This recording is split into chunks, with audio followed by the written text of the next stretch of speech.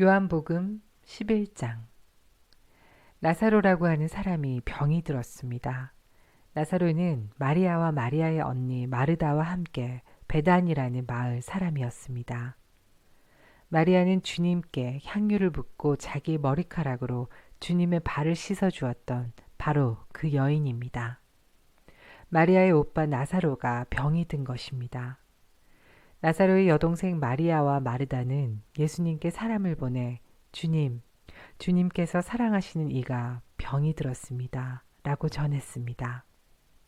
예수님께서 이 말을 듣고 말씀하셨습니다. 이 병은 죽게 될 병이 아니라 하나님의 영광을 위한 것이다. 이 병으로 말미암아 하나님의 아들이 영광을 얻을 것이다. 예수님께서는 마르다와 마리아 그리고 오빠 나사로를 사랑하셨습니다. 하지만 예수님께서는 나사로가 병들었다는 말을 듣고도 지금 계신 곳에서 이틀을 더 지내셨습니다. 이틀 후 예수님께서는 제자들에게 다시 유대 땅으로 가자고 말씀하셨습니다. 제자들이 예수님께 말했습니다. 하지만 선생님, 방금 전에 유대인들이 주님을 돌로 쳐 죽이려고 하였는데 다시 그곳으로 가려고 하십니까? 예수님께서 대답하셨습니다. 하루 중 낮이 12시간이 되지 않느냐? 사람이 낮에 걸어 다니면 그는 이 세상의 빛을 보기 때문에 넘어지지 않는다.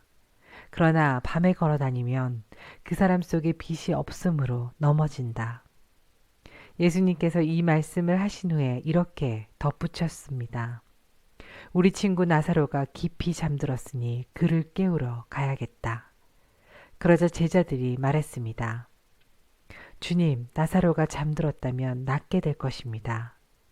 예수님께서는 나사로가 죽은 것에 대해 말씀하셨지만 예수님의 제자들은 나사로가 정말로 잠을 자고 있는 것으로 생각했습니다. 그때 예수님께서 분명히 말씀하셨습니다. 나사로가 죽었다. 하지만 너희를 위해서는 내가 거기에 있지 않았던 것이 기쁘다. 이것은 너희들이 믿을 수 있도록 하기 위함이다. 그러나 이제 나사로에게 가자. 그때 디두모라는 별명을 가진 도마가 다른 제자들에게 우리도 주님과 함께 죽으러 가자고 말했습니다. 예수님께서 나사로가 있는 곳에 도착했습니다. 그때 나사로는 이미 죽어 무덤 속에 있은 지 4일이나 되었습니다. 베다니는 예루살렘에서 약 3km 조금 못 되는 곳에 있었습니다. 많은 유대인이 오빠를 잃은 마르다와 마리아를 위로하러 두 자매에게 왔습니다. 마르다는 예수님께서 오신다는 소식을 듣고 예수님을 마중 나갔고 마리아는 집에 남아 있었습니다. 마르다가 예수님께 말했습니다. 주님께서 여기 계셨더라면 제 오빠가 죽지 않았을 것입니다. 그러나 지금이라도 주님께서 하나님께 구하시는 것은 무엇이든지 하나님께서 주시리라는 것을 알고 있습니다. 예수님께서 말씀하셨습니다. 네 오빠가 다시 살아날 것이다. 마르다가 대답했습니다. 마지막 날에 있을 부활 때 제 오빠가 다시 살아난다는 것을 제가 압니다. 예수님께서 마르다에게 말씀하셨습니다. 나는 부활이요 생명이다. 나를 믿는 사람은 설령 죽는다 해도 살 것이며 살아서 나를 믿는 사람은 그 누가 되었든지 결코 죽지 않을 것이다. 네가 이것을 믿느냐? 마르다가 대답했습니다. 네 주님, 저는 주님께서 그리스도이시며 세상에 오시기로 한 하나님의 아들이심을 믿습니다. 마르다는 이 말을 하고는 집으로 돌아갔습니다. 마르다가 마리아를 따로 불러내 말했습니다. 선생님이 여기 오셔서 너를 찾으셔. 마리아는 이 말을 듣자마자 바로 일어나 예수님께로 갔습니다. 예수님께서는 마을로 들어오지 않으시고 그때까지 줄곧 마르다를 만났던 곳에 계셨습니다. 마리아와 함께 집에 있으면서 마리아를 위로하던 유대인들은 마리아가 일어나 황급히 나가는 것을 보았습니다. 그들은 마리아의 뒤를 따라 나오면서 마리아가 통곡하러 무덤에 가는 것이라고 생각했습니다. 마리아는 예수님께서 계신 곳으로 갔습니다. 마리아는 예수님을 보자 그의 발 아래 엎드려 이렇게 말했습니다. 주님, 주님께서 여기 계셨더라면 저희 오빠가 죽지 않았을 것입니다. 예수님께서 마리아와 마리아의 뒤를 따라온 유대인들이 우는 것을 보셨습니다. 예수님의 마음은 격한 감정이 들면서 몹시 아프셨습니다. 예수님께서 말씀하셨습니다. 나사로를 어디에 두었느냐? 그들이 대답했습니다. 와서 보십시오, 주님. 그러자 예수님께서 눈물을 흘리셨습니다. 그것을 보고 유대인들이 말했습니다. 예수님께서 나사로를 얼마나 사랑하였는가 보아라.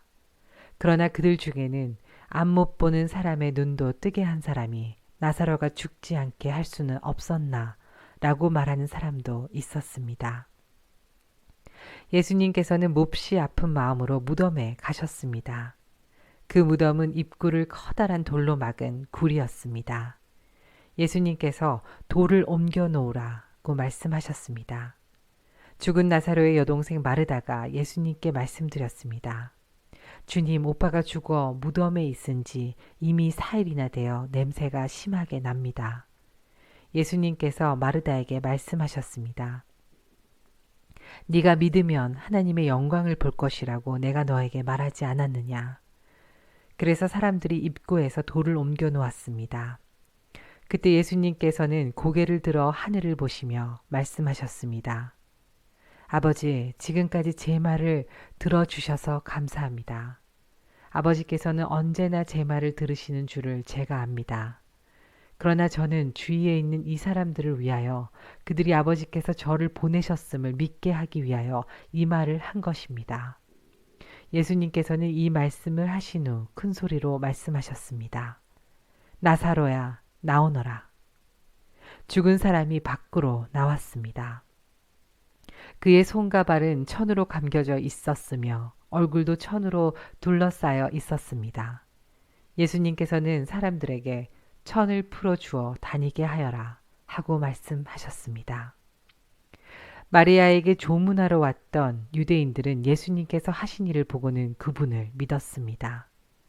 그러나 그들 중 어떤 유대인들은 바리새인들에게 가서 예수님께서 하신 일을 일러 바쳤습니다. 그러자 대제사장들과 바리새인들은 산헤드린을 열어 의견을 물었습니다. 어떻게 하면 좋겠습니까? 이 사람은 많은 표적을 행하고 있습니다. 만일 우리가 이 사람이 하는 대로 계속 내버려 둔다면 모든 사람이 그를 믿을 것입니다. 그러면 로마 사람들이 와서 우리 땅과 민족을 모두 빼앗아 버릴 것입니다. 그들 중에 가야바라는 한 사람이 있었습니다. 가야바는 그 해의 대제사장이었습니다. 가야바가 이렇게 말했습니다. 여러분들은 아무것도 모르시는군요. 민족 전체가 멸망당하는 것보다는 한 사람이 백성을 위하여 죽는 것이 더 낫다는 사실을 깨닫지 못하십니까? 이 말은 가야바가 스스로 한 말이 아니었습니다. 그는 그 해의 대제사장이었으므로 예수님께서 유대 민족을 위해 죽게 될 것을 예언한 것이었습니다. 가야바는 예수님께서 유대 민족만이 아니라 사방에 흩어져 있는 하나님의 자녀들을 하나로 만들기 위해 죽으실 것을 예언한 것입니다. 그날 이후 유대의 지도자들은 예수님을 죽일 계획을 세우기 시작했습니다. 예수님께서는 더 이상 유대인들이 있는 곳에 공공연히 다니지 않으셨습니다. 예수님께서는 그곳을 떠나 광야 근처에 있는 에브라임이라는 마을로 가서 제자들과 함께 거기서 지내셨습니다. 유대인의 명절인 유월절이 가까이 다가왔습니다. 유월절이 되기도 전에 많은 사람들이 자신을 깨끗하게 하기 위해 시골에서 예루살렘으로 올라왔습니다. 사람들은 부지런히 예수님을 찾았습니다. 그들은 성전 뜰에 서서 서로 물었습니다. 당신들 생각은 어떻소? 그분이 명절에 안 오시지는 않겠지요? 그러나 대제사장들과 바리새인들은 누구든지 예수님께서 계신 곳을 알기만 하면 반드시 자기들에게 알려야 한다고 명령을 내렸습니다. 그것은 예수님을 체포하기 위해서였습니다.